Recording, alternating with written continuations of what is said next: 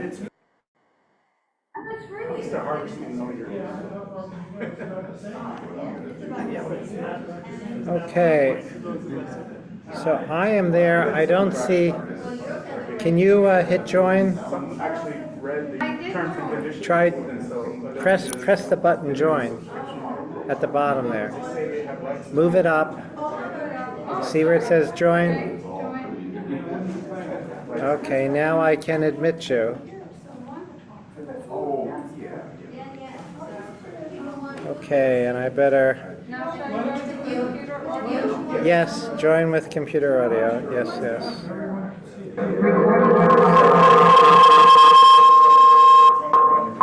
I got it.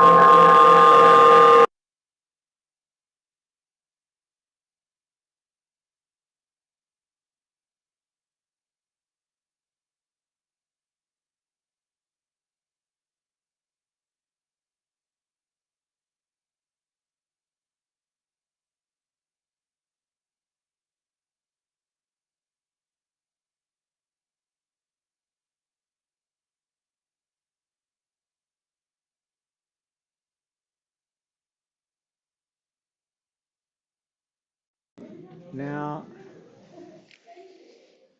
she should be good. Microphone is the Shure. And speaker should be the headphone. And speaker needs to be the headphone because we got that mini jack. Okay. And I think we're getting a. Well, we were getting feedback because mine was on too. Mine was on too. Oh, okay. I turned mine off. Yeah. So we told the computer to resume to send audio through headphone jack, but normally when the computer sees a HDMI, but for some odd reason you're still getting that. It shouldn't. It's either one or the other, not both. This is how you turn down the video. Microphone should be the Shure. Yes, because that's sending it through here. Okay. Why is it red? I don't know. We don't know. Is it Okay. just means it's on, or is it clipping? Yeah, I don't know. Okay. Okay. Now. And that's correct. Headphone. Okay. Let me test. So I could do a speaker tone test here. I can go. I can move my computer out. Okay. Why are we getting that?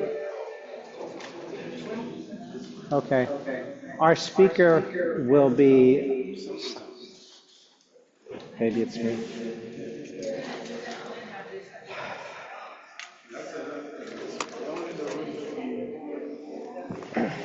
If you join Zoom, no one's device should be.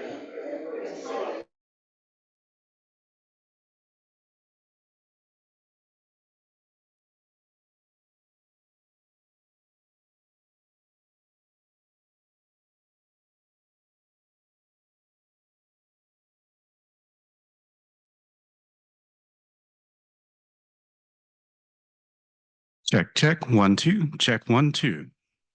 Check, check, 1, 2. So you're going to have a remote presenter, right? Yep, and I'm signing on in about 1 minute. And then these are your internal slides, right? Have another set of slides. Let me. So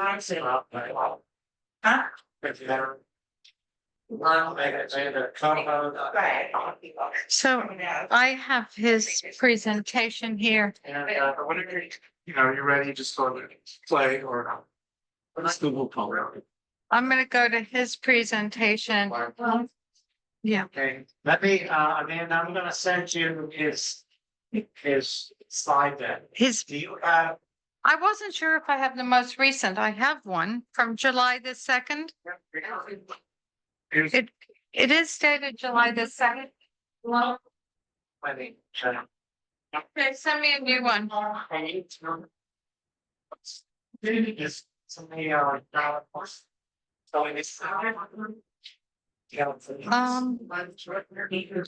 Probably do. And if you have comments, then run it from yours if you don't, and you're gonna run it, so. Okay. He won't run it, so you won't run it remotely, so. He will, okay, just the background. Problem, I mean, how the guys go. Oh, yeah. That's a little bit. You know what it's self, but the center on evidence that I got venturitis, you know. Yeah, setting up the audio. No, you're the manager. Setting up the You're good because you can problem solve anything. well, I'm not gonna do all of this in the future. You're just trying, well, yeah, there's only, well, technically there's 5 cables here. Yeah. The audio send, the audio return. And you know, got your notes on that. There's an HDMI cable and a Ethernet cable and power. So instead of all hanging out here like a, you know, sit under a thing, don't have this like stupid. So positive running gives to the body. So it's with having nice, you know, $1,000 trade show. Oh, yeah, yeah. And I got to and she ain't on the same person.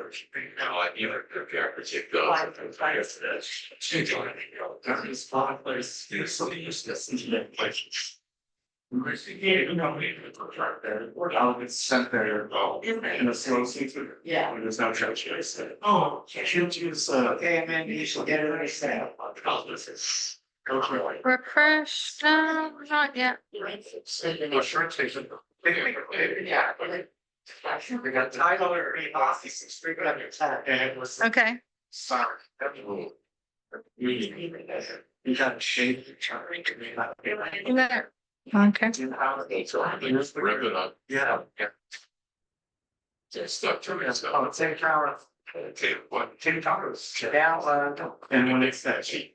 Yeah, stuff not after. It's a race together. Can I click on it? Open file. Then he said, take guys.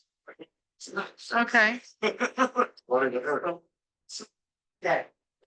Editing. We have a process. Because you can lock it. Okay. So we have to like. Sounds like everyone was there, or something. So we're all. What is next? Really without. Oh, you know, I'm paranoid. Okay. Or even, you know, the parts of, so that's part of, it's not, it's present power. It's just, they. Yeah, particular purpose. Interesting. Oh, you get like this, like a career. Yeah, it's a practice events. It was like so much. I must. This to the wall. No, I don't. It's nice here that. I'll let you get back to the car. Thank you, Gerald. My original slides kind of now. It's in your browser. So you see all your things down here. Yeah, which one is it? It's all in Edge right there, isn't it? Yeah, but why don't I see it? Okay, maybe it's there, but I don't see But it. it's on a different tab. So you go back. Are you? No, you're not in presentation mode. So we got this open. Do you need this open? If anything's Sorry, open that you don't need, I would close it. Like, do you need your email open? No, Of course, you don't want to share it out there. no, no, we're good. You're good. Thanks. So if it closed, you might have to go back to your drive note because this, you see, you only got 3 tabs open. Okay, but the PowerPoint is there. This is good. This So is if You good. needed that other prezo. So that's, The other one is right there. okay. So just PowerPoint and your Google slide, just one Google slide deck? Yeah, Okay, then be out of here. good. Thank you. You could move that to wherever it makes sense, but it's gonna, no matter what, unless you planned for it, it's gonna cover up something, right? That's okay. That's interesting. I don't know what it's looking at. How is it showing Pam? Looking at, because Oh, we're looking at Barry.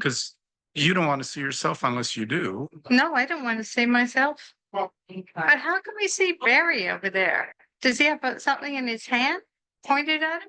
Oh, yeah, he has his computer with it. Laptop. Yeah, he's the host. Okay. So. Where is it? What's that say? Hide video. Do you want to hide the video?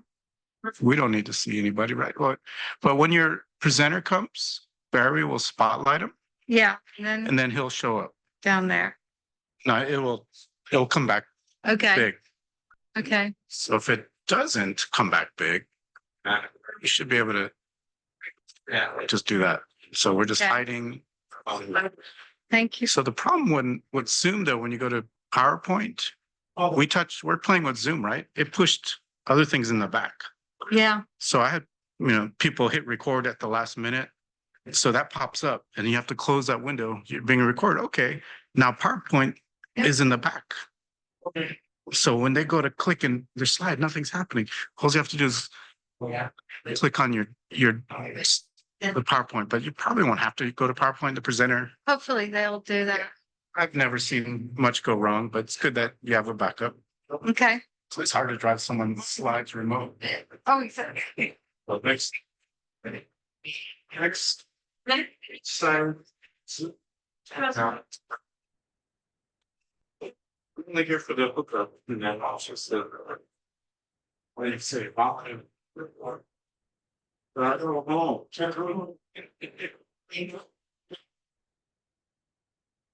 Really? Oh, but too much since I was the time. We got the 4th of July thing coming, I guess we had to. Move here. So I took it from the area and staged it across the street and it's forecasted for 96. Yeah. Yeah, I don't think they would postpone it. We have a new director and management, so we're freaking out into logistics. We don't try. Hey, Craig, Gary, how you doing? let me make you a co-host first, so you can run your slides. Hi, I'm Barry. Good to see you. Doesn't last. Okay, you're now a co-host. Okay, shall we Can you start? say something? Older weather. is- Hi, it's Greg Karras. It's good to see you. Okay, let's make you a little bit louder here. Let's see. Pardon me? Oh, you'll do it? Okay. If you could just, say testing, testing or whatever, so we can. Okay, yeah. I'm testing the mic. I'm Greg Karras. It's really exciting to be here with you. And Okay, very good. Okay, On hers. very good. Okay, I think that's good. I think why don't you share your screen now? okay,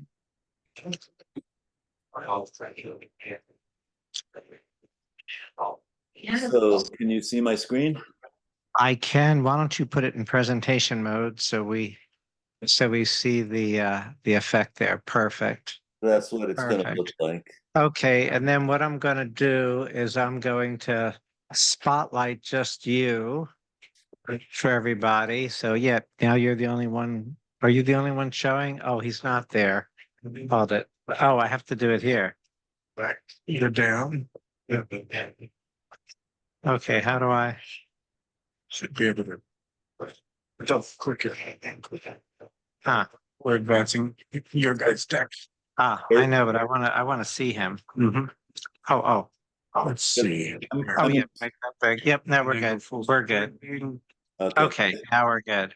I Okay, stopped, could you? I stopped Okay. share so you can see what it looks like before Okay. the sharing starts. Very good. Could you share once more? Yep.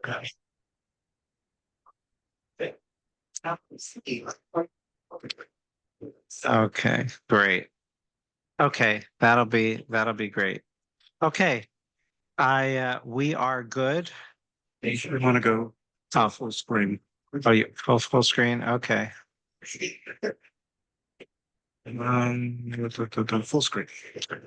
She should still be there. Yeah, there we go. That gets rid of all her winter. Very good. Okay, perfect. Okay. We are good. Slides. So I'm going to remove the spotlight for now, but I'll put it back on when you start as speaker. And we were set up, we had our AV guy here, so he made my job easy, here. So if, so we're good, we're just socializing here. You can, you can mute and come back on, you can go away or whatever you want to do at this point. But Well, really, I'll probably hit the bathroom briefly before 7, but right, okay. if you folks want to say hi or take a moment to talk about how you think it'll go, and do a run of show, that's anything's fine with me, whatever you wish. Okay, thanks so much. Thanks so much, Greg. Okay, you'll probably be on between you'll probably start between 7:10 and 7:15, possibly a little earlier. We have some minor sharing at the beginning, and then you're our featured presenter. Okay. So, okay, And I understand that I've got a semi-hard stop about 50 minutes in.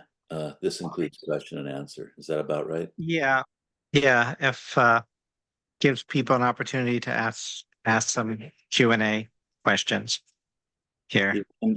Uh, I'm not sure exactly how long the talk will take. There's some parts in it where, depending on my sense of the audience, I might do a little bit more explaining, but I think it's going to be in the 20 to 30-minute range. Okay, that should be perfect. That should be perfect. Okay, well, we are good to go. So I'm going to go back to the other folks now, and Okay. looking forward to hearing your talk. All right. Hi, everybody. Okay, Bye for now. thank you. So to share her desktop, Yeah, to see your free zone, is that the one? yeah. That's it. Double click, I think. Oh, I guess. Share, and then you got all this stuff in the way. Yeah, so I will make just about summary. Just Amanda Casey, I'll put her, no, we want to show her so that the people who are viewing on Zoom can see her. Yeah, Okay. so I'll just stop. Spotlight her, okay. Good one, right?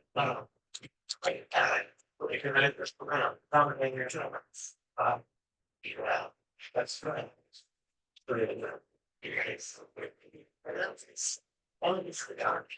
right. Get this out. There's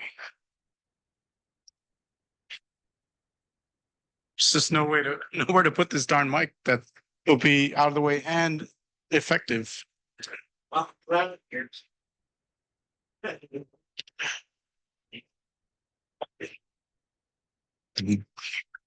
Okay.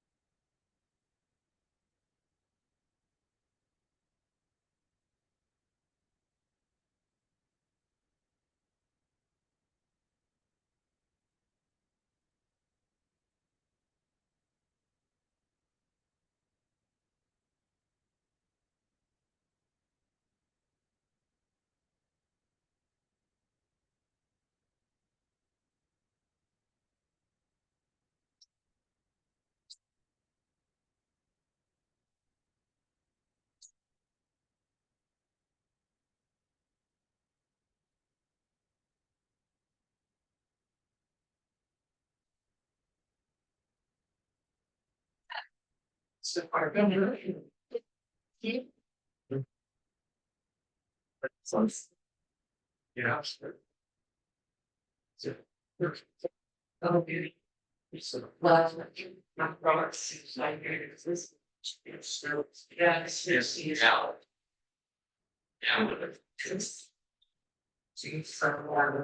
You called something.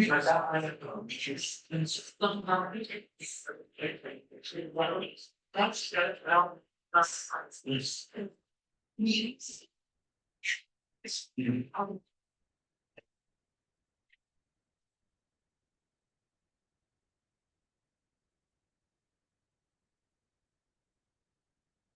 So when I supposed to make it far that much that day, but well, when I was right at any say about great deal of it. Right, that house is easy for me, any literature.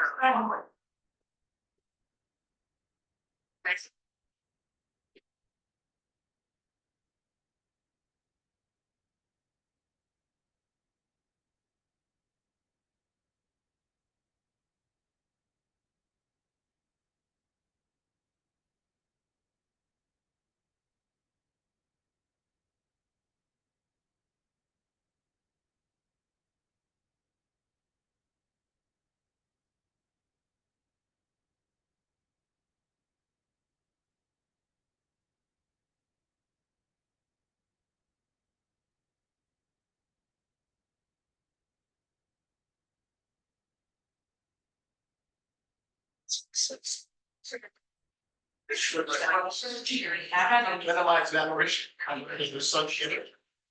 Yeah, it was free territory. Come on, I'm saying, didn't slow it. Why not? Right, once you was here, say that, I did on 5 hours, it's hours. Here's what we do, my hours.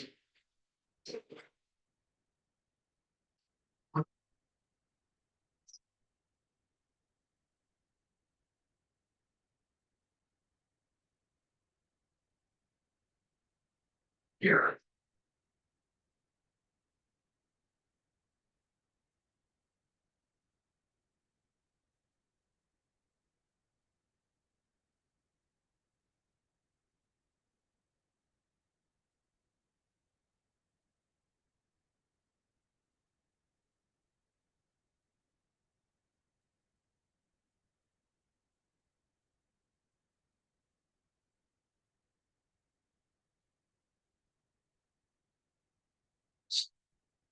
Well.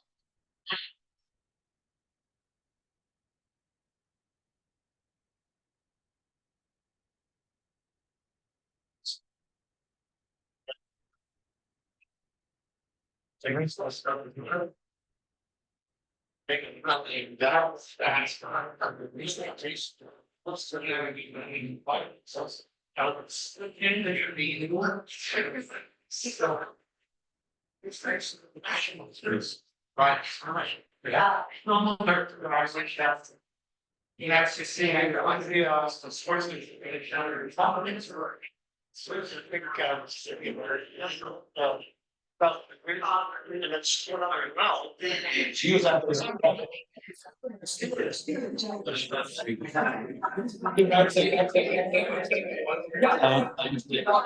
So it's behind me version. What is they are most interested. Yes. It's like first living. Yeah. That's clarity. It goes to the.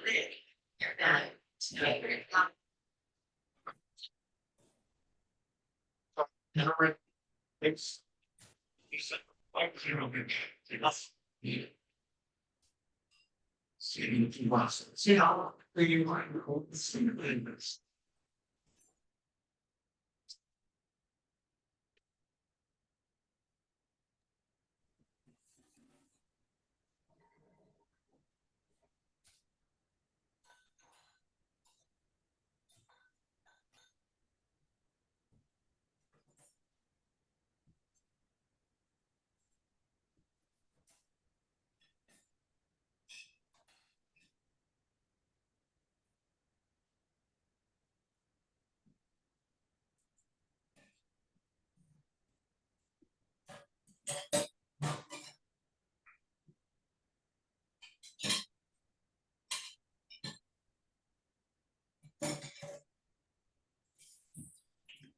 time back.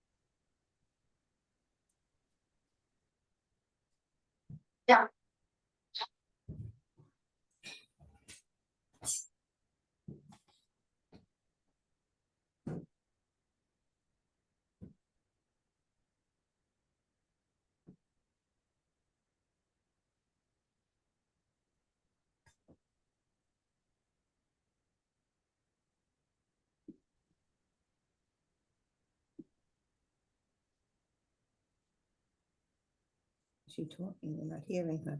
She's not speaking. I wish.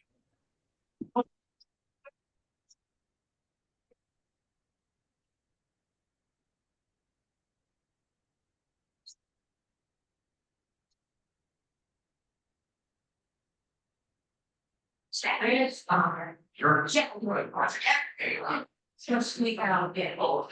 You should resist that to Jim Miller. So now let's not anyway. So my characters sure must. Hmm. I'm sorry. I just want to view full screen. Okay, I think we're good. Okay. What's cool? Silence. Well, thank you everyone for coming today for our July membership meeting. Our agenda today is we have a featured speaker, Greg Karras. We might have some financial reports and membership from Adrian, and we'll have some other committee meetings. We have some ground rules. We do have a lot of people on Zoom tonight. So if you're in the room and want to ask questions after our speaker, please get a microphone and we'll bring it to you because this meeting is being recorded so that we can present it to other people at a later date. And Zoomers, you will be also able to ask questions. Please raise your hands electronically and we will call on you and you can speak to everyone in the group. I wanted to start today. I've been trying every month to talk about why our work is so important. And this was in the news today, just the amount of damages from weather and climate disasters. And the last year that they have the information is 2022 with $165.1 billion in damages and 474 lives lost. And they had 28 events that were cost over $1 billion in damage. And have some statistics there about Hurricane Ian and then the droughts in the West as the biggest and most expensive events. And these heat waves are causing a lot of deaths here. And cumulative damages, $2.475 trillion from 1980 to 2022. So when we talk about, what it's going to cost to mitigate some of the additional damages, just think about what we're spending already. So what we do is important. At this point, I'd like to introduce our speaker is Greg Karras. Greg will be joining us from Marin. He has 35 years as a senior scientist for Communities for a Better Environment. Lots of experience in the petroleum refineries, and he works with CBE and other nonprofits to prevent pollution from refineries, investigate alternatives to fossil fuels, and improve environmental monitoring of industrial toxins. And I must admit, I'm not familiar with the American Association for the Advancement of Science, nor the American Chemical Society, but he is a proud member. So at this point, I'd like to welcome Greg Karras. Thank you very much for coming to talk with us tonight. Thank you, Amanda. Hi, everyone. It's really good to be here.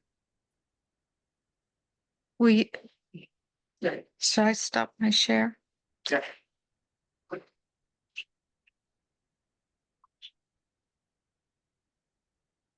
Okay, Greg, if you could start your share.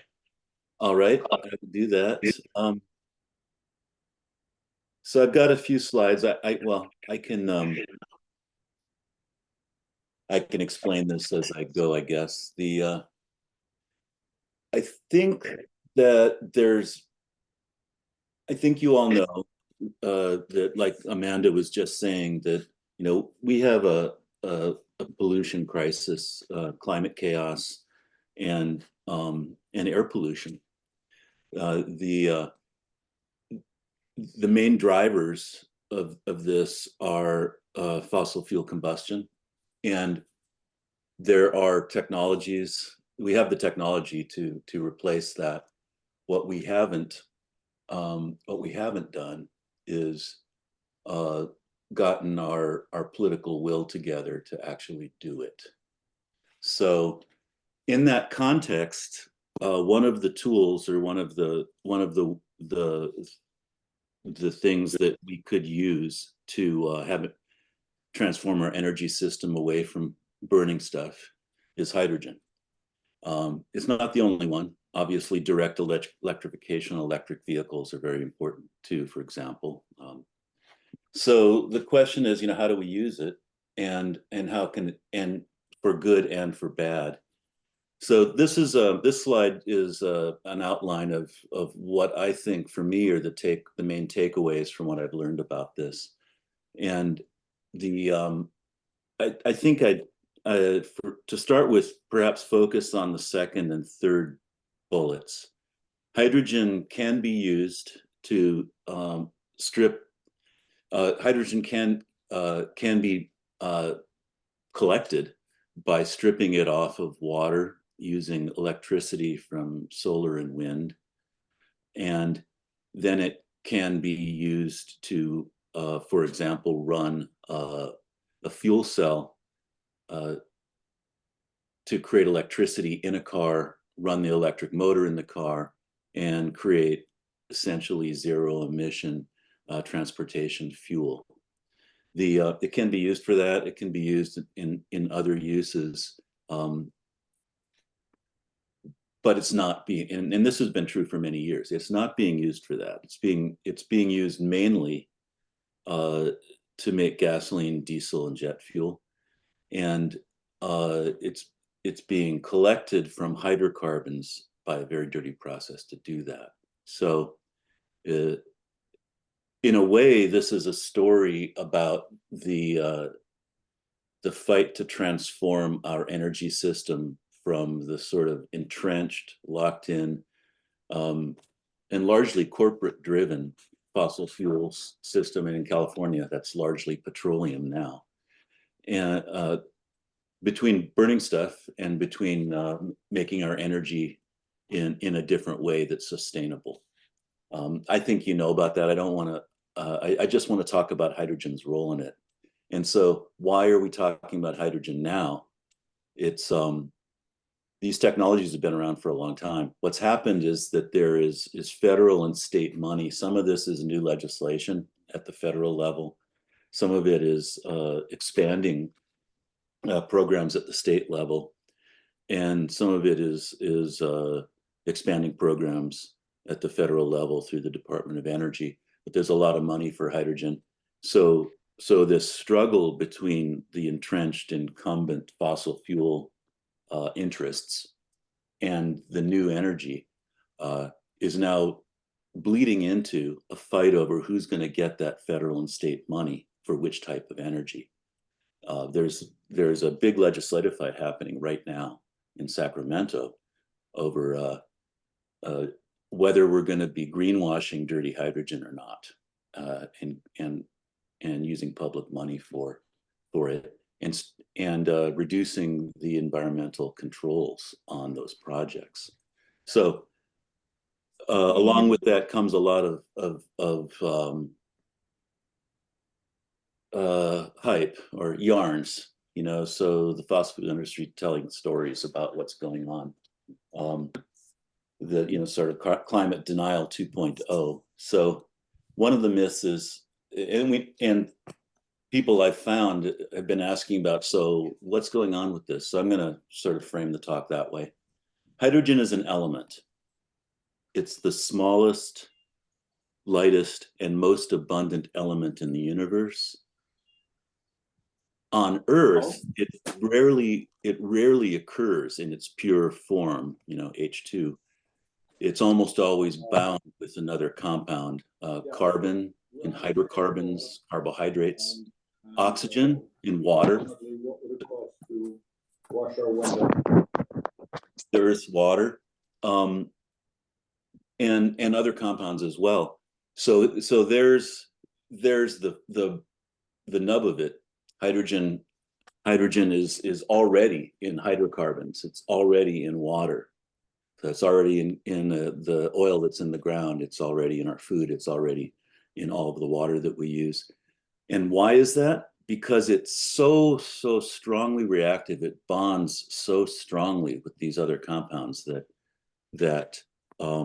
it takes an awful lot of energy to strip the hydrogen off of the oxygen molecules in water, to use electrolysis to make, or actually to collect hydrogen that's already there from water.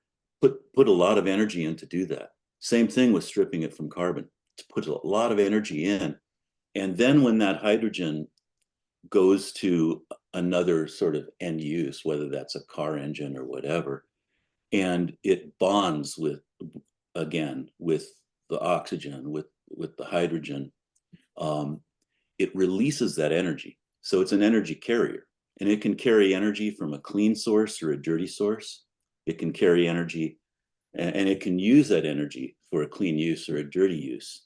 I think you know that we can split water to get the hydrogen, and then we can put it into a fuel cell vehicle to have zero emission fuel, as just one of the key examples, and the one that California seems to be hanging its hat on for its use of hydrogen. The other way looks like this. It's called steam reforming. And it uses a tremendous amount of energy from fossil fuel, usually fossil gas or refinery gas combustion, and uses that energy to strip the hydrogen off of the carbon atoms in hydrocarbons, usually using natural gas or refinery gas as a feedstock. This is a diagram of where the atoms go in this process of steam reforming that I did some work for Natural Resources Defense Council related to this a couple of years ago. That's what this is from. And you know, it's a little bit too detailed for to make the point, but just to know that this is the main way hydrogen's collected.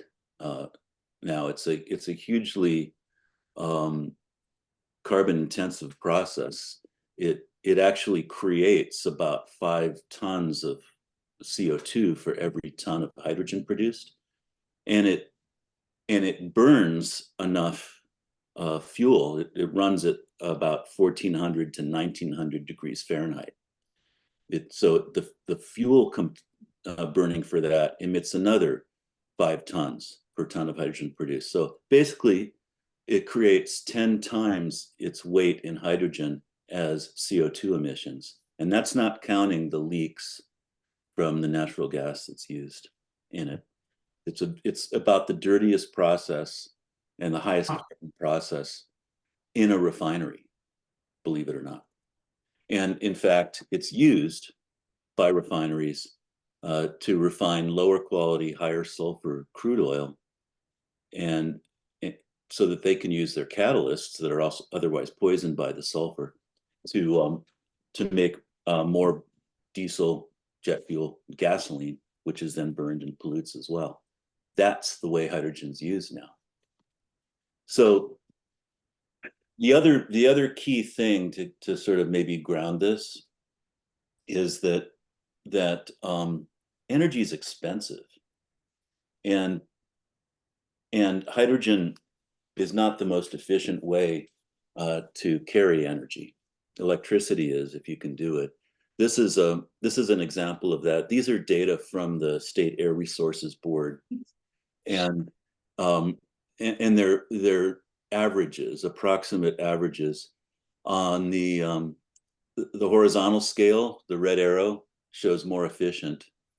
In other words, one way to look at it is a car or truck that's running on electricity goes 3 to 5 miles per unit energy compared to a car or truck that's running on gasoline or diesel. The way the state agency measures and reports this, they assume that gasoline or diesel are the baseline, so that's given a unit of 1.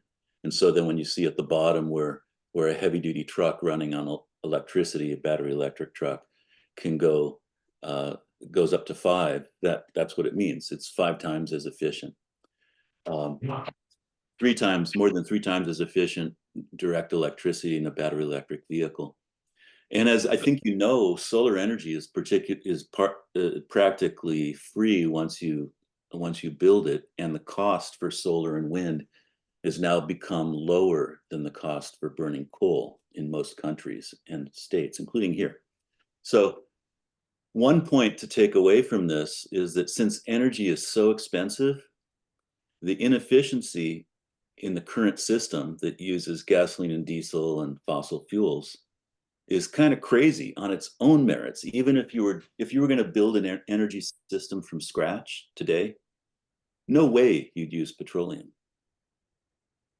If you could, you'd use electricity. The other takeaway from this, though, is that we're using gasoline and diesel still, mostly, and that's because petroleum is still so heavily subsidized.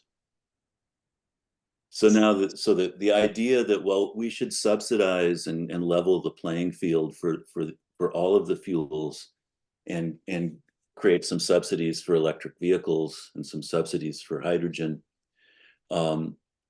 that's fine, except when all of the companies race to get that public money to keep their oil infrastructure or use hydrogen, they're competing with each other. And so the fact that hydrogen is less efficient than electricity becomes important. Just to put it bluntly, we have very little time to replace petroleum and fossil fuels before we reach a climate crisis. We don't have time to be making twice as much solar capacity that we would need if we just electrified directly. So there's a competition there, and now that the money is available, all sorts of people are running after this for hydrogen projects as well. Here's what it looks like in the Bay Area. 5 of the big projects. I'll go through this quickly. We can come back to it if you want. But there's 3 projects here that are not directly related to the way hydrogen's already being made. And 2 of those, Raven SR in Richmond and H-Cycle in Pittsburgh that are shown on this, they're not built yet.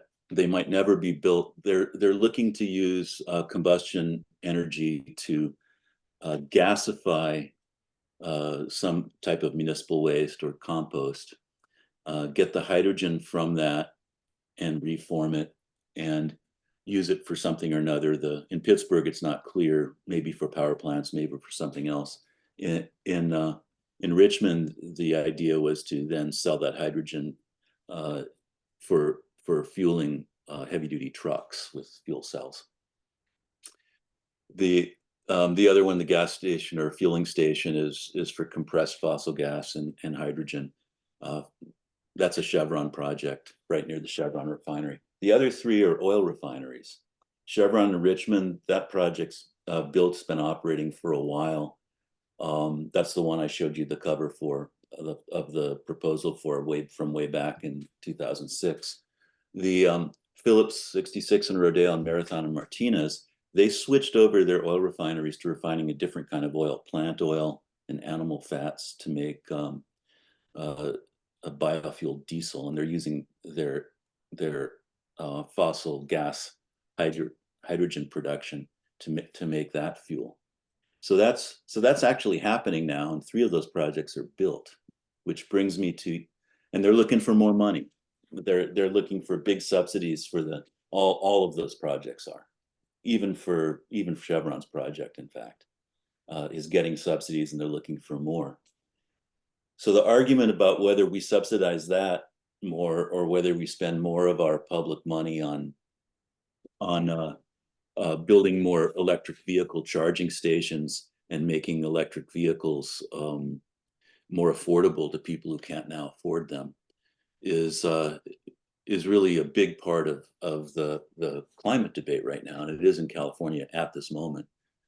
One of the arguments that we hear in Sacramento and we hear in permit hearings is we're not going to pick winners among these technologies, and that's a yarn. That's a really dangerous one, because in fact we've already allowed the industry to spend so much money on building so much of the infrastructure for the wrong kind of fuel. This is the hydrogen that's actually being made in all of the major hydrogen plants in the Bay Area are shown there, all 5 of them. And you'll notice that they're all that fossil gas steam reforming technology that I just talked about, the really dirty one. And they're all at oil refineries. Looking statewide, I don't know how to graph this, because it's like, how do you visualize something that's 300 times bigger than something else? Well, so here's one way to do it in 2 dimensions. The black is the capacity of oil refineries to produce fossil gas hydrogen in California today. And the little tiny yellow at the upper left-hand corner, that 3.26 million standard cubic feet per day, that's the amount of hydrogen that the state recorded last year was used in fuel cell vehicles. It's a little bit of an overestimate of how much of the so-called clean hydrogen, the actually clean hydrogen, the electrolysis hydrogen, is being used in California today. So that's where it is. Where is it going? In the last few years, half of the diesel that's burned in California has been replaced. Petroleum diesel has been displaced. It's being exported, still refined here, but exported to burn elsewhere. And in California, half of the diesel that's burned is from biomass diesel. The so-called renewable diesel is where that hydrogen is being used. And here it's somewhere in the range of what, 70 to 80 times more. Hydrogen is being made the wrong way and used to support biofuels that are not replacing petroleum, they're just displacing it, still refined here from crude, and it's being exported to burn elsewhere. So that's how it's used, and that's how hydrogen is actually going when you look at the facts. Which brings me to yarn 3, that it's safe. This is where I actually got first involved with hydrogen, back with that Chevron project, and even before that, dealing with oil refineries and their hydrogen plants and the way they produce hydrogen. So this is Chevron 2012. 15,000 people went to the hospital. The link to hydrogen here is that this was a sulfidation corrosion problem. Hydrogen sulfide formed from higher sulfur crude, and hydrogen in the crude feed was corroding the carbon steel, eating through it, thinning it like an eggshell until it burst catastrophically. The flame that you can see it towards the right, they're both of them on their left side of your view on the screen. The one to the right is the flare. The one to the far left, that's the crude unit, the crude distillation unit in the refinery with the pipe burst. And the connection is the higher sulfur. The company went to higher sulfur crude, which increased the corrosion rate, and then they ignored it until this happened. The reason they could go to higher sulfur crude is that they increased the amount of hydrogen they were producing and using, so that they were able to run the higher sulfur, dirtier crude. Otherwise, they couldn't have made diesel and jet fuel and gasoline that they could sell in California from it. So that's the link to hydrogen there. And it shows you how it really impacts our communities locally and regionally, the way hydrogen is actually used in refining and in the fuel system. That happened before Chevron expanded its almost doubled the size of its hydrogen plant. That the black arrow on the bottom of this is where that hydrogen plant was finally commissioned. We stopped it for a long time and we downsized it quite a bit. But still, when it started up, they started flaring like crazy. So what this graph shows you is for 2016 through 2022, every day of flaring. So where you see a white gap and nothing that didn't flare that day, that's the frequency. The magnitude, the bad days are so much worse than the average days that you'll notice that the vertical scale is exponential. It's a log scale. So here at the middle, that's 100%. That's the impact threshold set by the air district for a day's flaring in terms of local impact. And you can see how much more often that was crossed. 1,000%, that's 10 times the threshold. Up here is 100 times the threshold. We call them flaring incidents because they're the very next, the almost worst thing that happens just before there's a major fire or explosion. They're refinery upsets. And you can see that here, most of these incidents were looked at individually, all the ones above the 100% line. And most of them, in fact, were related to the hydrogen plant, and directly or indirectly in the way the hydrogen is made or the way it's used, or the lack of balance between making it and using it in the refinery. But then you say, well, how much of it was really about the hydrogen versus the petroleum? Well, like I said, Marathon has gone to from petroleum refining, which it was doing through 2019 before it shut down for 3 years. Then it started up here where the black arrow is, and then went through all of 2023 running only biomass. These are plant oils and animal fats, so no petroleum was refined. And you can see there that when you look at the 100% line, the impact threshold, yeah, it was bad when they were refining petroleum. But in the year that they've been refining biofuel, which is more hydrogen intensive than refining petroleum, they've been flaring even more. And then in November of last year, this happened. They had a massive uncontrolled fire in the furnace at the biorefinery. It was just last week that the worker who was horribly burned was released from intensive care. He's still got a long road He's gone from intensive care to a rehab facility. It's going to be years if he makes it. So that was November until last week. He was in the burn unit at UC Davis with third-degree burns over more than 80% of his body. Those are just examples of the impacts that workers and communities face from this. And so back to the takeaways. Hydrogen's an energy source. No, it's a carrier. It can be made from water with electricity to carry solar and wind energy. It is being made from hydrocarbons and used to expand and prolong fossil fuel combustion. It causes refinery flare, fire, explosion risks, and it should only be used for energy when it's safely made with water from renewables for uses that cannot be more efficiently electrified directly. If you have any questions or want to talk about this, that's all I got. Wow. I supposed to come up here for that question? Sure, that'd be great.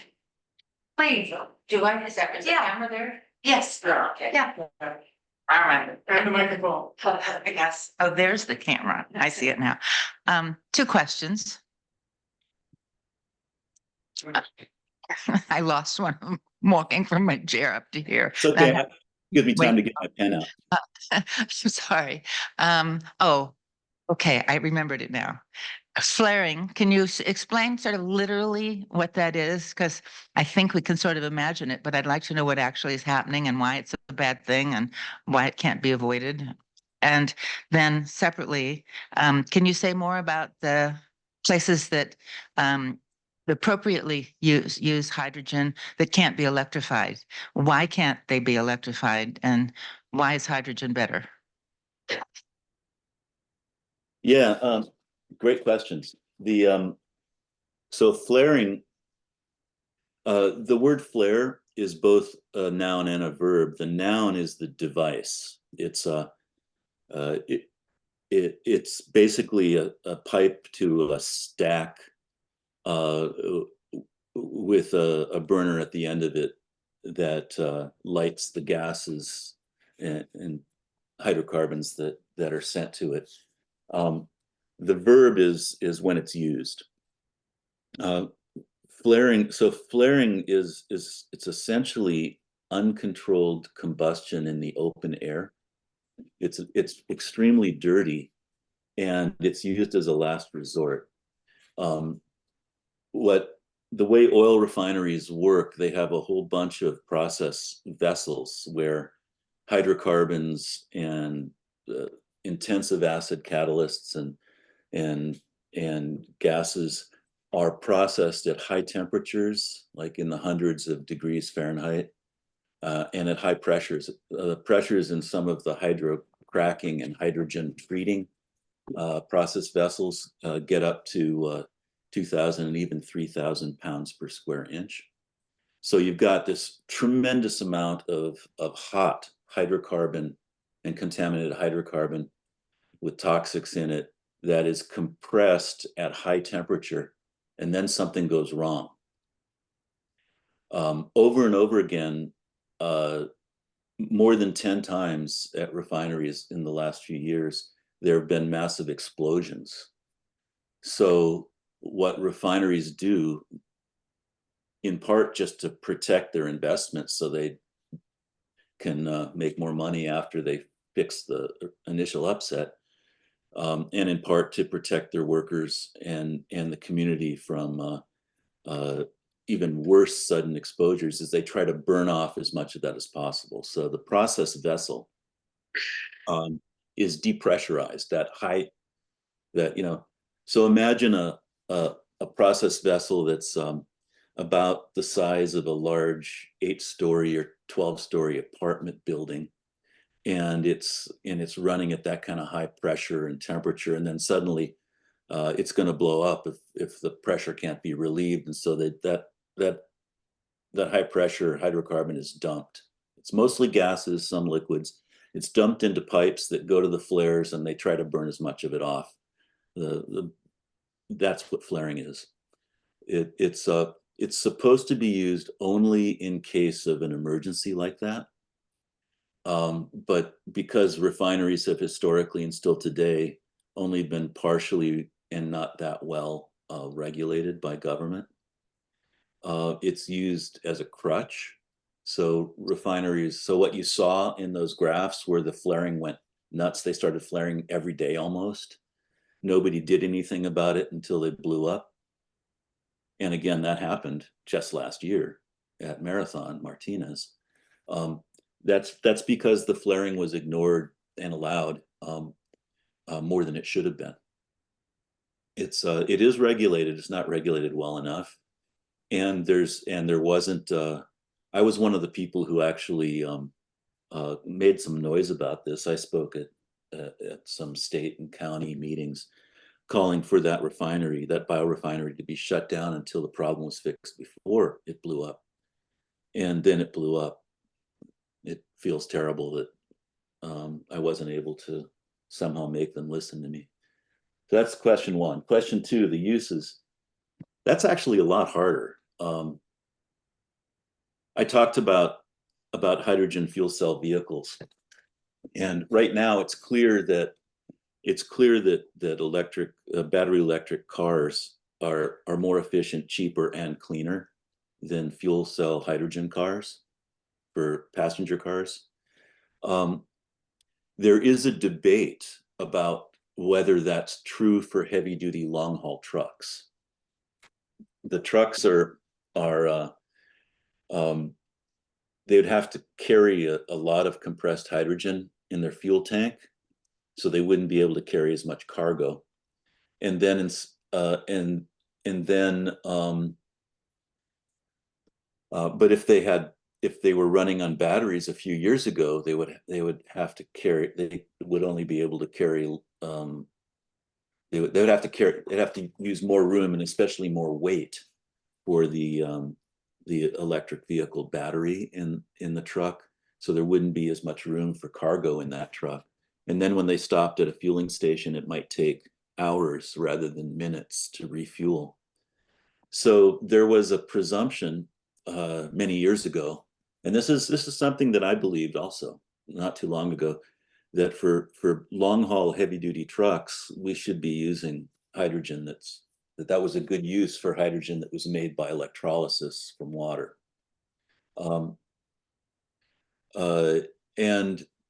But that was a few years ago.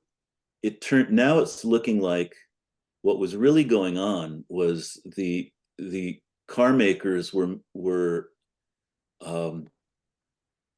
not able to make enough lithium batteries. They weren't able enough to mine and process enough lithium to make as many batteries as they wanted. And so with limited lithium batteries, they decided to basically sell the Ferraris. You know, you could sell a Tesla sedan for a lot of money.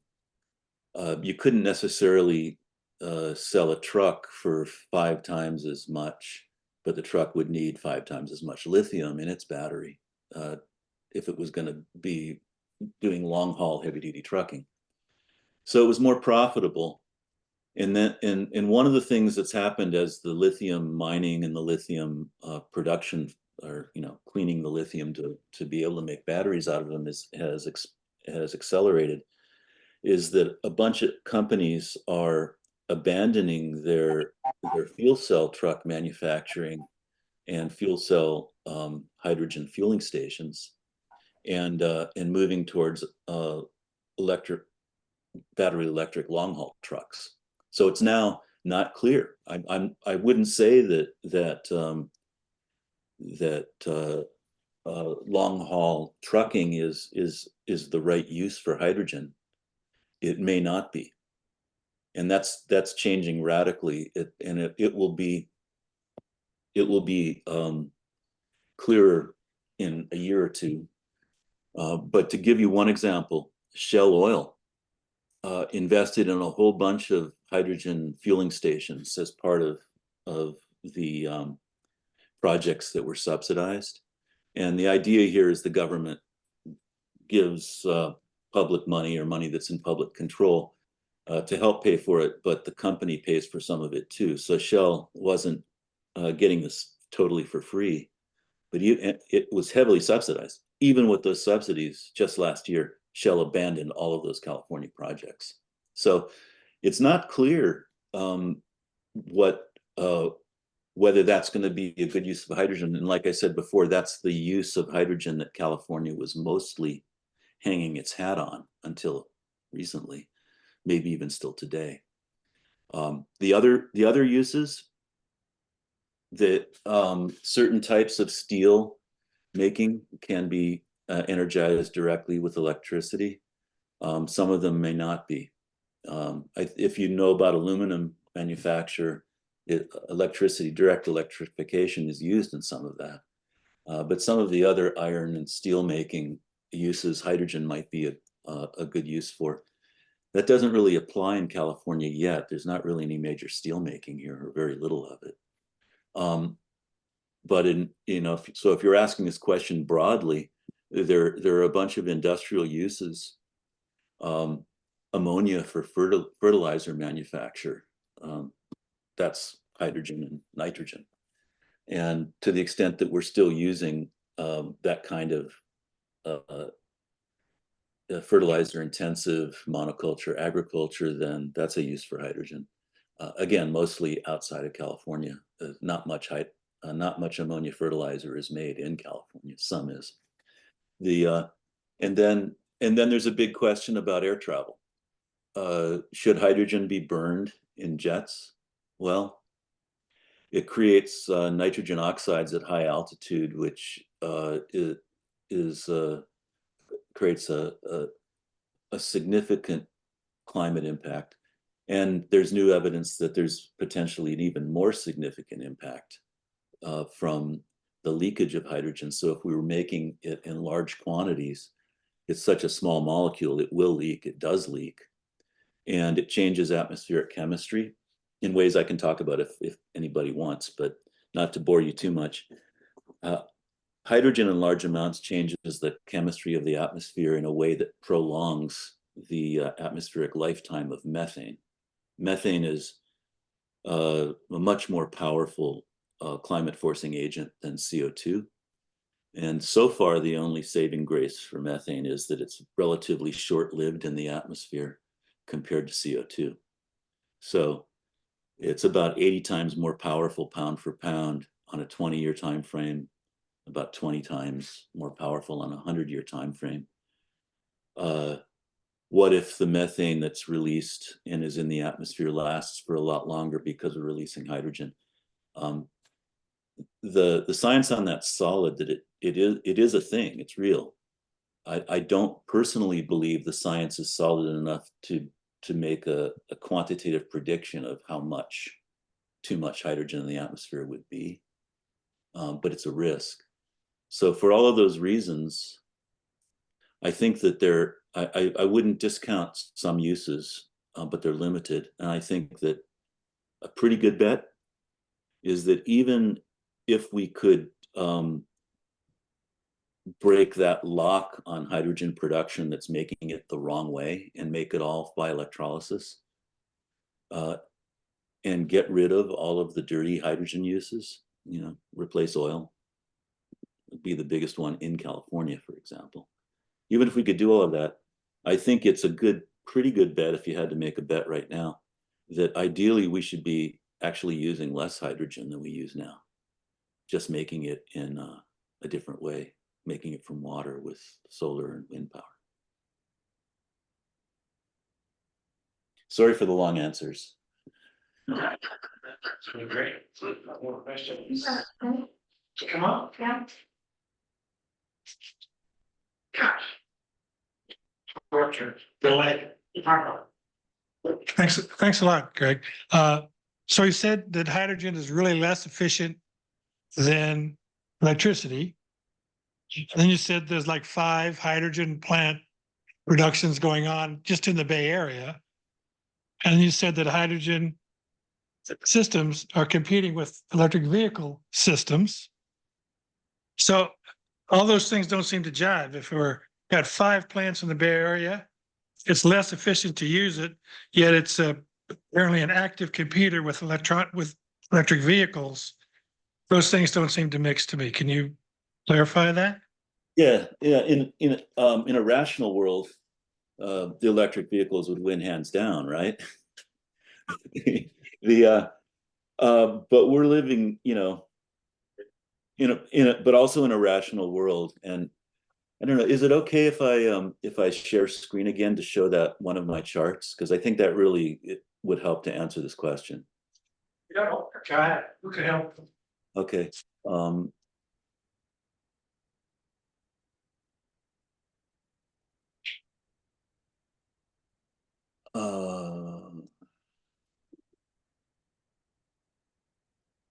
whoops, try that again.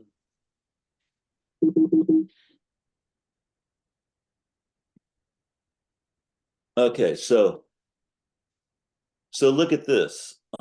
Hydrogen is less efficient than electricity from tank to wheel. This is once the same amount of hydrogen energy as electrical energy is already produced and fueled into the vehicles. The hydrogen for the heavy duty vehicle, Air Resources Board says on average it's about twice as efficient as diesel, and electricity is 5 times. The data are actually stronger for light duty vehicles, cars, and SUVs. Same amount of energy. You go a fair bit further with electricity than with hydrogen. And but look at this. They're both way more efficient than gasoline and diesel. And hey, we're mostly burning gasoline and diesel. So how can that be? It doesn't make any sense unless you keep in mind that we invested the money as a society in building a whole fossil fuel infrastructure over nearly 100 years now. So this incumbent technology is the problem.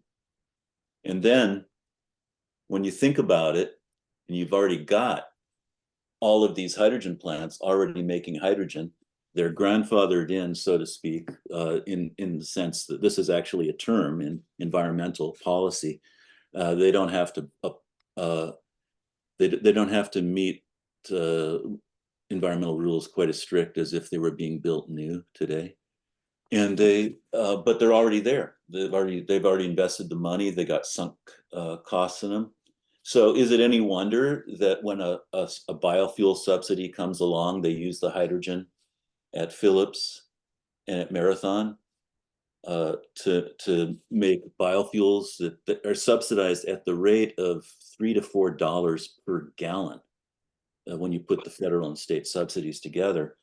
So rather than use that hydrogen, rather than refine oil, these two refineries, for their own reasons, which are unique to them, have decided that they're going to go for the subsidy, $3-4 a gallon for so-called renewable diesel biofuel, and then they need a bunch of hydrogen to make that biofuel.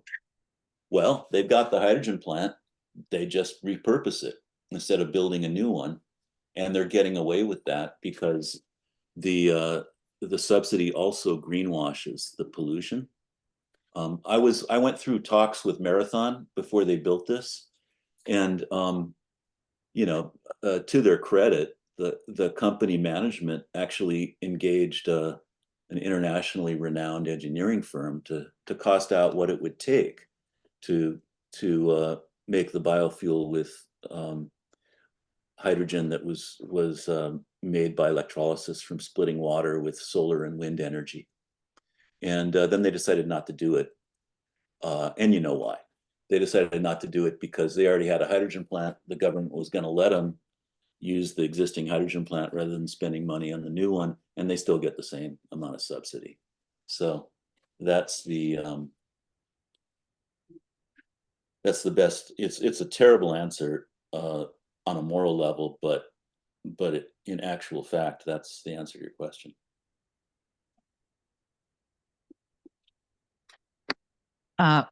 Greg, thank you so much. I feel like I have about a million questions to ask you because I couldn't follow everything. But I read, because a colleague of mine here in Sustainable Rossmoor, I read a really interesting article, I think it was just last week, on electric aviation. And there is a company that is starting to work on it, and it's they're actually selling it like hotcakes. So far, it's relatively small aircraft, but the technology is evolving so rapidly that they think that it could actually be possible for aviation as it's practiced en masse for all of us to be electrified. And so that's kind of, in my more simple-minded approach, the aviation has seemed like the last frontier for hydrogen. And because it's such a huge industry and need in our society. But now I'm starting to think, holy moly, maybe we can actually electrify that too. And then why would we bother with hydrogen at all? Anyway, I just wanted to see if you knew about that and what your opinion on it was. Yeah, well, you're not alone. My before I get to my opinion, absolutely correct. There are electric there is electric powered aviation that's been demonstrated at the pilot level. There are people who will argue that it's demonstrated in practice for short distance flights. And there's some companies that are trying to get permits, and actually, I don't know for sure, but might have already gotten permits from airports like SFO to run that kind of electric powered aviation for people who can pay for it, to get off their jet from their long distance flight at the airport and fly over to the top of a skyscraper in San Jose or in San Francisco. That's so kind of like helicopter type travel, or for getting up to the ski slopes in Vancouver and BC, British Columbia, stuff like that. There are people who argue it's already been proven in practice at that scale. I don't know anyone who claims that it's been proven in practice for long distance flights or international flights. And I absolutely agree that flying is the probably the most difficult one. There's a lot of literature suggesting that hydrogen is a really good fit for flying because aviation cannot be feasibly and safely electrified. And then at the same time, there is the fact that we really haven't tried at scale.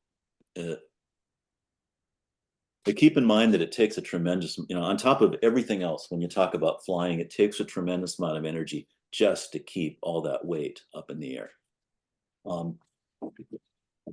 Some of you might remember that just before the financial crisis in 2008, 2009, there was an oil price crisis. The airlines were running to the government hand in hand, looking for money, basically for subsidies, so that they didn't have to shut down because their fuel suddenly cost too much.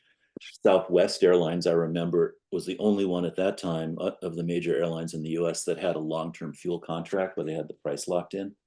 And so they were making money hand over fist while the rest of the industry was suffering. And that's that kind of fluctuation in prices and in fuel supply is exactly what you'd expect at the end of a non-renewable resource as it starts to decline, which it is now starting to decline. So it should have been predictable. It did happen. It happened again for slightly different reasons during COVID, where the airline industry was in dire straits and got huge bailouts from the government again. So what are the alternatives? And this is where I'm going to tell you my opinion. My opinion is that every form of harnessing energy has an impact. There's a matter of degree that's really important here, because we're using petroleum and coal and fossil fuels.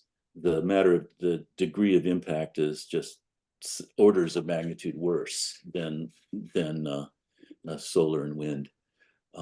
But it's not like solar and wind power has no impact. It's not like mining lithium is environmentally free. All of these things have impacts. And so what bothers me the most about the way governments tend to frame the policy choices is they completely forget about conservation, about fuel conservation. And in the case of flying, most people on this planet have never been in an airplane, probably never will be.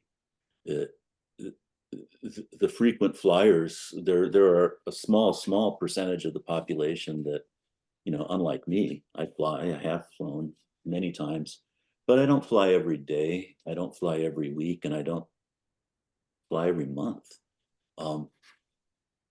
Flying is actually, the thing rich people do just before they get on a rocket like Elon Musk does. It's an incredibly elitist way to use energy.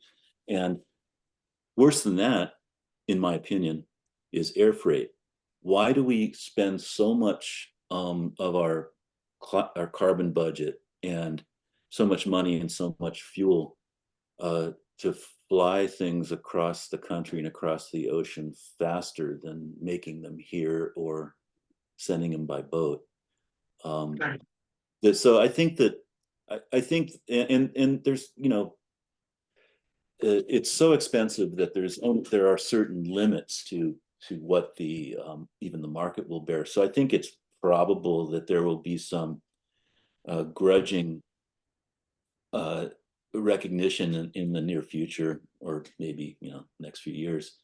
We shouldn't be flying so much.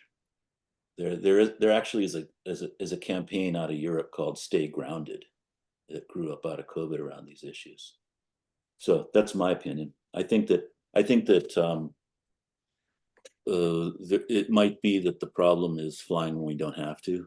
I'm not saying don't fly, but there might be ways of prioritizing flying for being with your sick relatives or visiting family, things that really are humanly more valuable than just doing it because we can.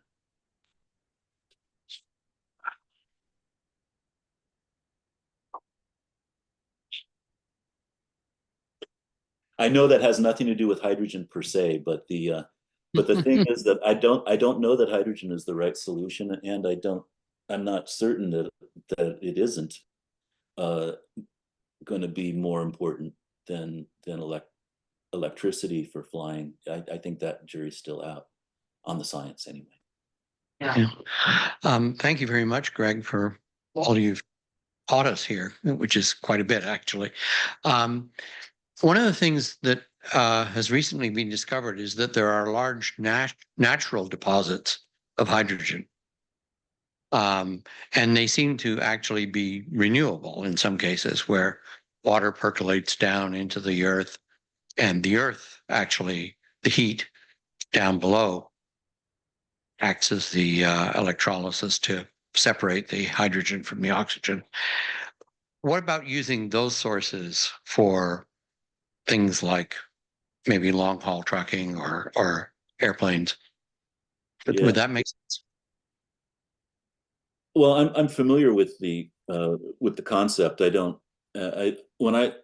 not an expert on the geology of hydrogen under the Earth's crust, so probably not qualified to comment on that. To be honest with you, I think that I don't know how much there is. I do worry about if there's a lot that it might create the atmospheric conditions for methane to be a much more powerful climate pollutant if it ends up being released in larger quantities for some reason that we could otherwise prevent. And I guess that to the extent that it's there and it's already been produced as hydrogen and it can be collected in a scale that's useful, better to use it than just let it go into the atmosphere and potentially extend the life of methane. That's sort of my thinking, but I don't really know how much is available. And I know that I know of 2 examples where hydrogen has actually been extracted and collected from a geologic reservoir in some amount. But I don't know how widespread that is or how big those reservoirs are, of my own knowledge. Oh. Oh, that's.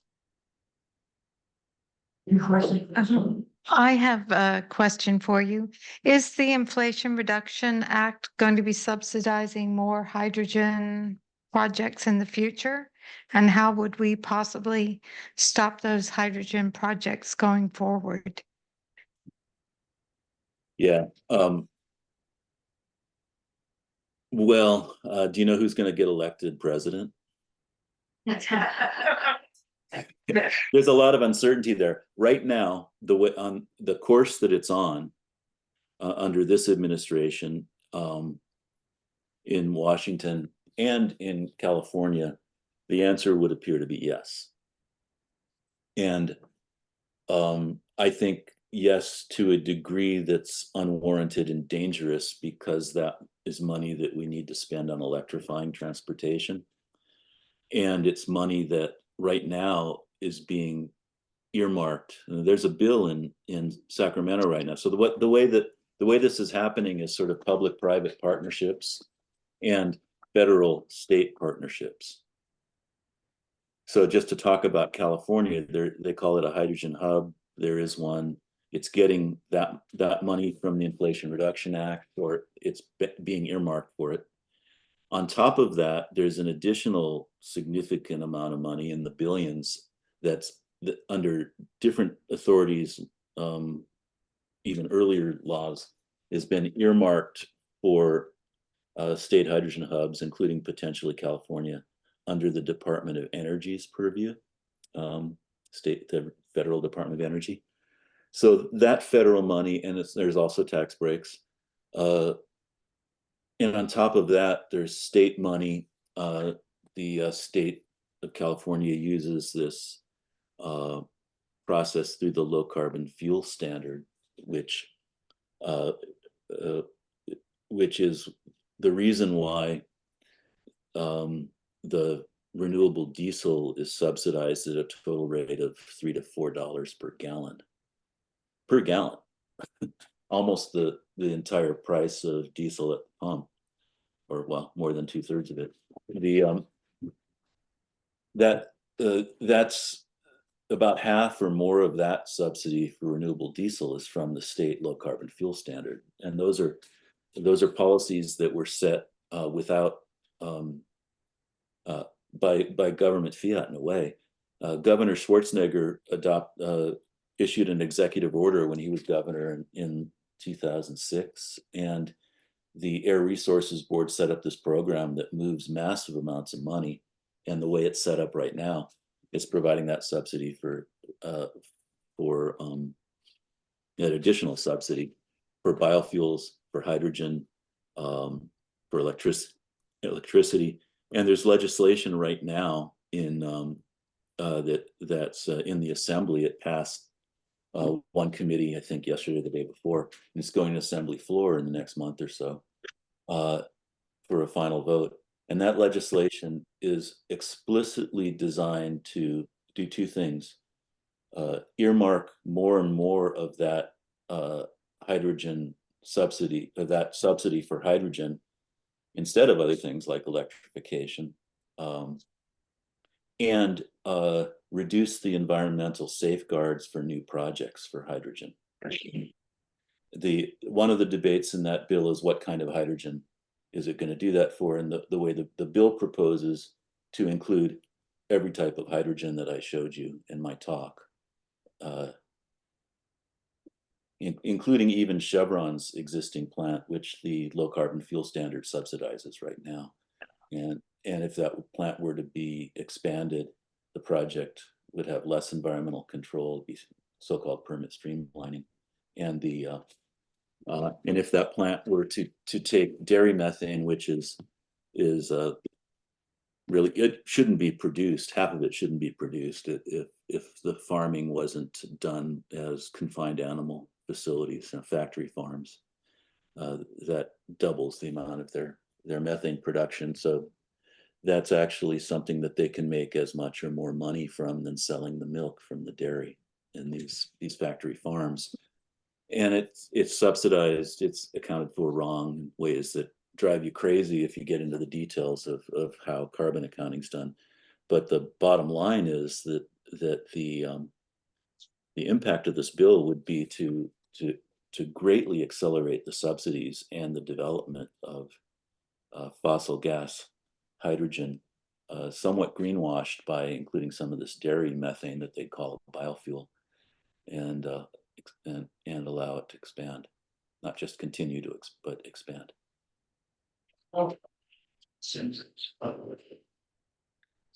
Any questions from Zoom, Gary? No? Okay. Well, thank you very much, Greg, for all of that information.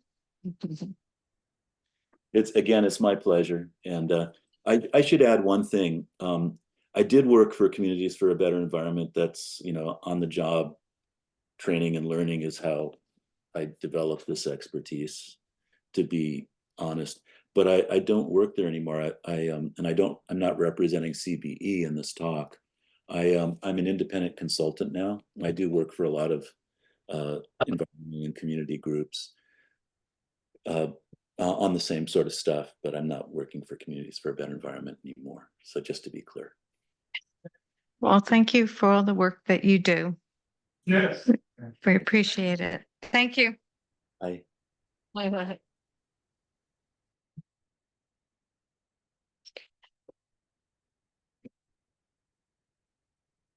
Okay.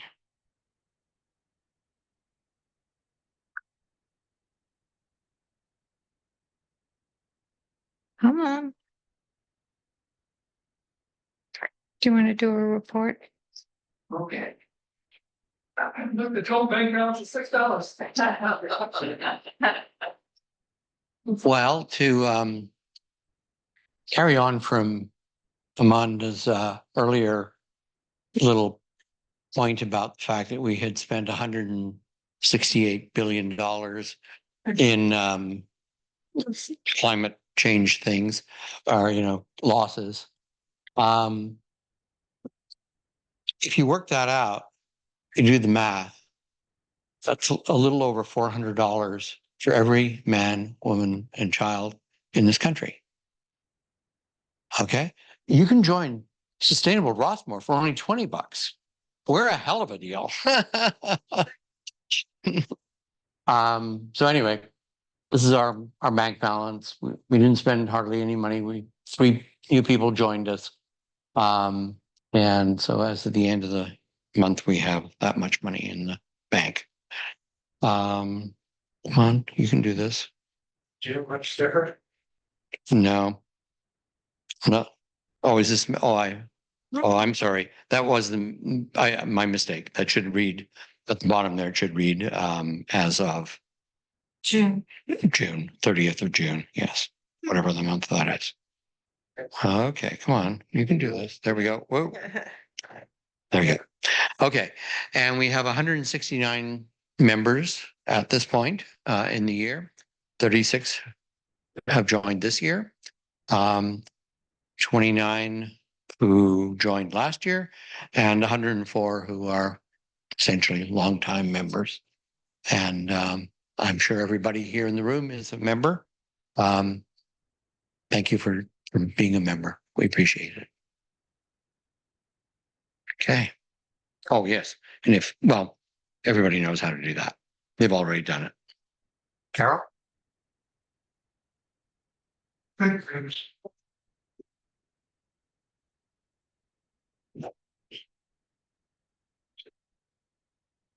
We always welcome another person or two on our film committee. One of the members, Karen Perkins, recommended this particular film that we'll be showing on Wednesday next week. That same time, same place. It's always the second Wednesday at 7 o'clock in Peacock Hall. And the film is called The New Corporation. I just have a brief question. How many of you here sometimes pay attention to whether an item you're buying or investing or ordering has claims of being green or greener or, okay, probably the majority of you, or at least more than half. So if you were trying to identify which company, if you're comparing two things, which would you choose here? Are you seeing anything that would be perhaps greenwashing and not an honest statement about something, a fake sign? Anybody want to identify? Patsy? I think 100% Okay, you're right. Anybody else? it's BS. Okay, another BS, 100% natural. Any others? I agree. There you, Adrian's got it. Every single one of those is fake. It doesn't mean anything. And so fake news again. But just keep in mind that the film goes into the fact of how devious and how strategic corporations are being and how they publicize being zero net energy or having these goals for the future or signing on to things. Anyway, it's quite enlightening. Not just what they're doing, but the way they do it and the degree to which it hoodwinks a lot of consumers to spend money on something, thinking they're getting a better deal. So thank you for participating in that. July, I tied that, that's my album. Oh, okay. Or Brad could. We have another speaker coming up this month, July 9th, which is a Wednesday. Am I right? So Tuesday. Okay. Yes. Tuesday. I'm sorry I wasn't ready or prepared at 2 o'clock.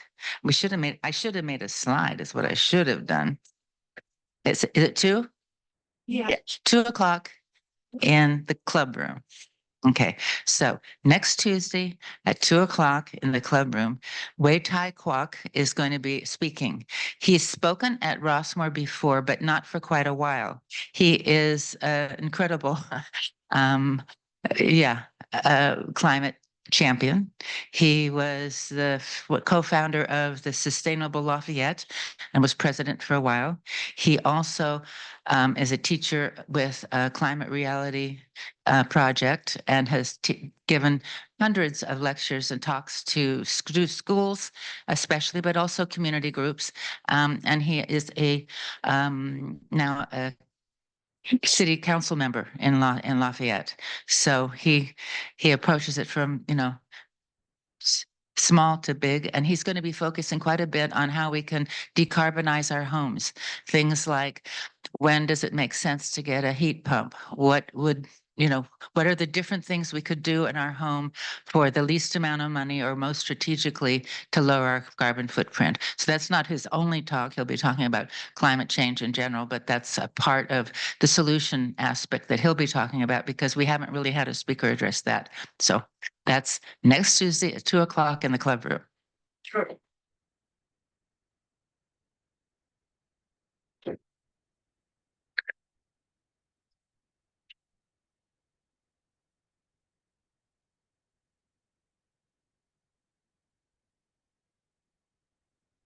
So thinking about activism, this has been quite a week, huh? Everybody? I think the important thing is to remember that the basic goal has not changed. And we need to stay focused on what we can do to prevent catastrophe. So let's soldier on. The POP24 committee is Protect Our Planet. In 2024, it's all about the November election. We have been working hard And we did have, and I want to give Carol Weed, who was just talking with you, amazing credit for organizing, masterminding this postcarding potluck. Carol, how many people did we have actually attend? Was it 36? We had 34, so I had 28. 28 came. Okay.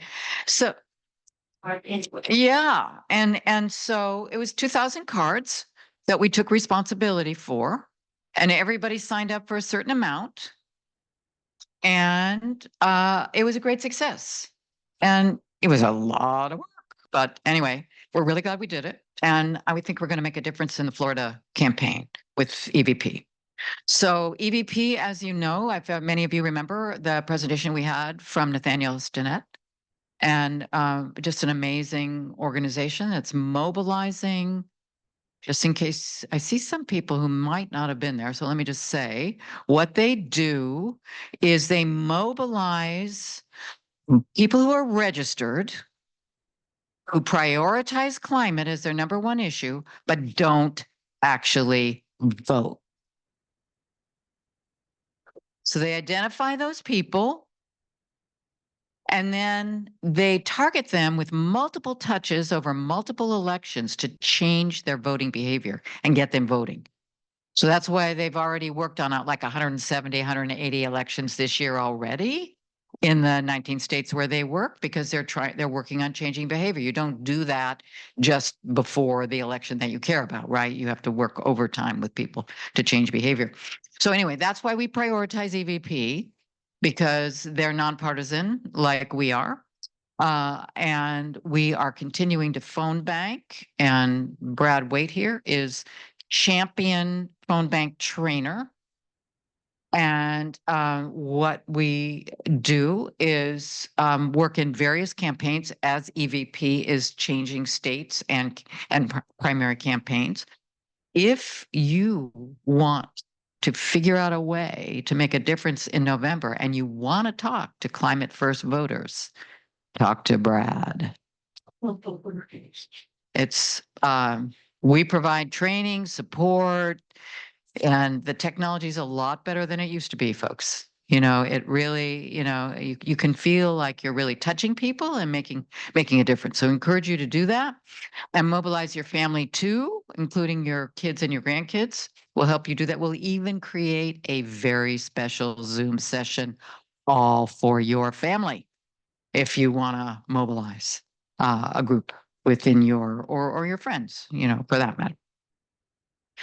So the other thing you might do with EVP is actually donate. They continue to need funds like all these great organizations. And their website's really easy to remember, environmentalvoter.org. Even a small amount can make a difference. And they have regular fundraising calls. Please, please, please consider donating to them. As you can see, many of us are supporting Marisol for our state Senate. And the reason is that her opponent, who is also a Democrat in name, basically has not voted in 149 of the last votes that he was responsible for actually expressing his opinion on.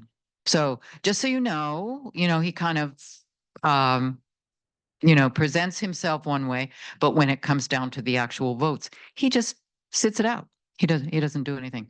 So, not somebody we want to support. Sustainable Rossmoor has endorsed Marisol. She's a great environmental champion, and she actually champions a lot of the other issues that many of us care about. So just trying to get her name out there because most people aren't aware of her. So Marisol Rubio, remember that name. Okay. And she needs money too, by the way. She could really use a donation. I just gave her some money the other night.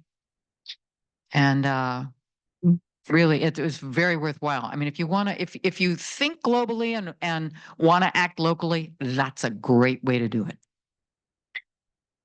So our next meeting is of the POP 24 meeting is on Tuesday, the 18th of June, 11.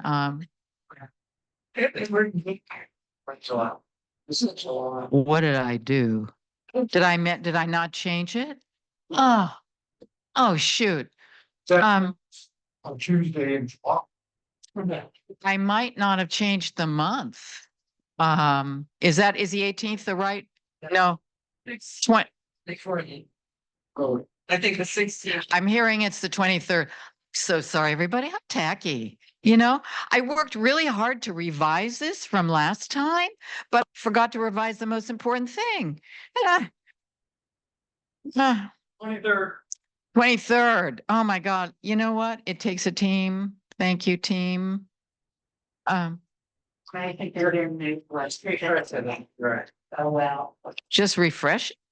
Oh, how do I do it on I'm a Mac person. I don't know. Down, back up. Go down. Think of that. Okay, no way. Okay. Look at. All right. Anyway, third Tuesday at 11 of every month, regardless of the senior moment, on Zoom. And I will be sending out sorry, Third Tuesday is the 16th. what's the 16th? Yeah, today's the 2nd. Next week is the 9th. The week after that is the 16th. Okay, so thank God we have a weekly newsletter, Pam. I want you all to know that lady right here who provides our snacks and our wine also is responsible for our weekly, everybody, just register that for a moment, weekly newsletter.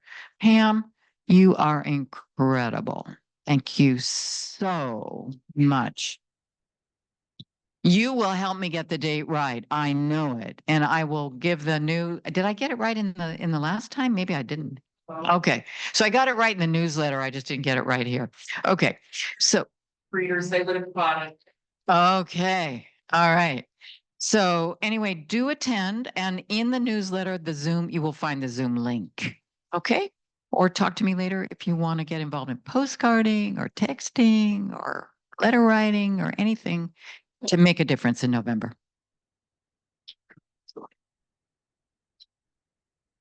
You get it lost for me, treasure. I don't get it lost. No. Thank you, Susan.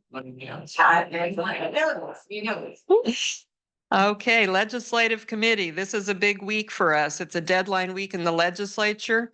They leave on summer recess after they finish what they're doing on Wednesday, tomorrow.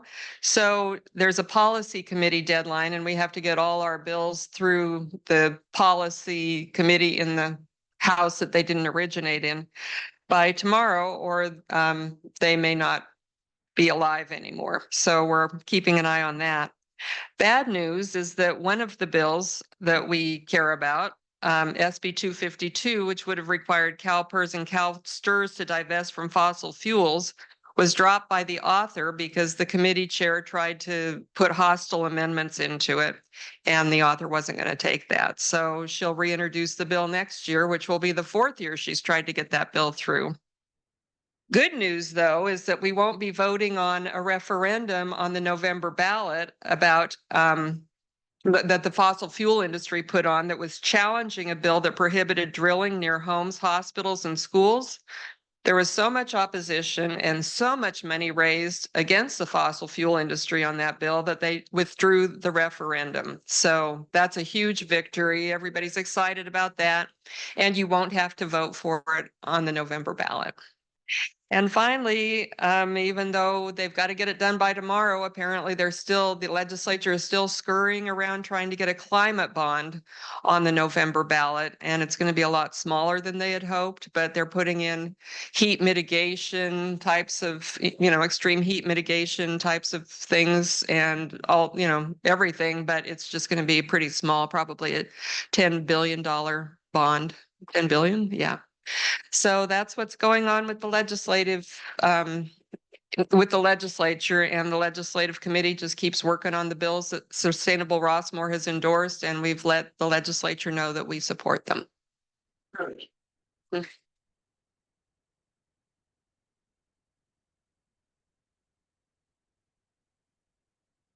Compare or Randy? Either. Either, oh, okay. Hi there. I'm Barry Bryan, and I'm working with Randy Carlos in a newly formed bike committee. We sent out an email. We got about 30 people responding, showing interest in various aspects of the bike committee. And so we started to do some interviewing of what people's interests are.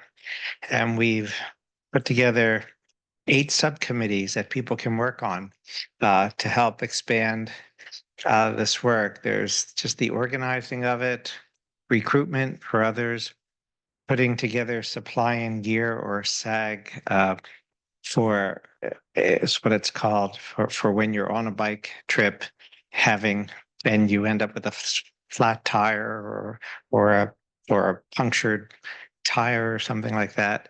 But what you need, also first aid, assembling bike routes. So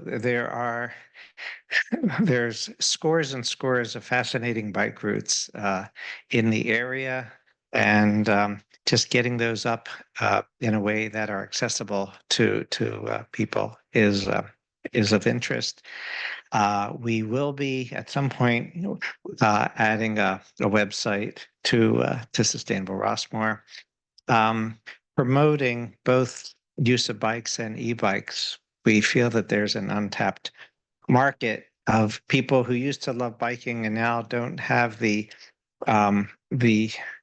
what is it called, your joints aren't quite what they were, your muscles aren't quite what they were, but e-bike, right, well, an e-bike can help alleviate a lot of those issues, so you can regain some of that love of biking. And so there'll be some promotion of biking communications, and then finally GRF liaison, not just reserving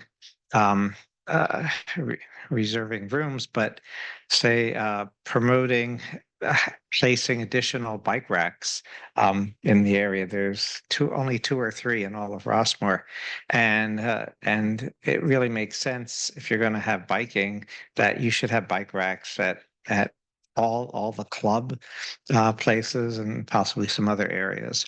So if you are interested in reconnecting with your love of biking, if you haven't done it in a while, contact Randy Carlos. Randy's right here, and to learn more about the Sustainable Rossmoor's Bike Committee. Thank you.